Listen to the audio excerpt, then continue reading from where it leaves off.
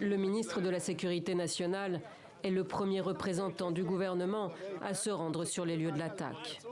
Le chef du parti Force juive, d'extrême droite, appelle une fois de plus les civils israéliens à s'armer pour se défendre. Notre guerre n'est pas seulement contre l'Iran, mais aussi ici, dans les rues. C'est exactement la raison pour laquelle nous avons armé le peuple d'Israël avec plus de 150 000 licences d'armes au cours des derniers mois et créé des équipes civiles d'intervention en cas d'urgence. Je veux dire aux citoyens, portez des armes, portez des armes.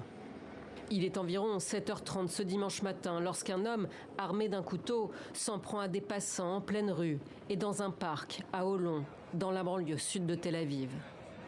Des ambulances et des motos ont été immédiatement dépêchées sur place. Lorsque nous sommes arrivés sur les lieux, nous avons trouvé 4 personnes blessées, 2 dans un état critique, une dans un état stable et une a été déclarée morte sur place.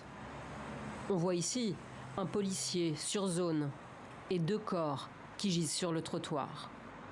La personne retrouvée morte était une femme âgée de 66 ans. Une seconde victime, un homme âgé de 80 ans, a succombé à ses blessures. Selon un média israélien, il s'agissait d'un couple. L'assaillant, lui, a été rapidement neutralisé. La police est rapidement arrivée sur les lieux alors que le terroriste attaquait les civils qui se trouvaient ici. Le terroriste a réussi à atteindre la route principale où les policiers ont engagé le combat à l'arme à feu. Sa mort a été déclarée sur place.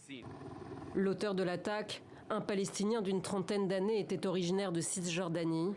Benyamin Netanyahou promet qu'Israël réglera ses comptes avec tous ceux qui ont coopéré avec lui.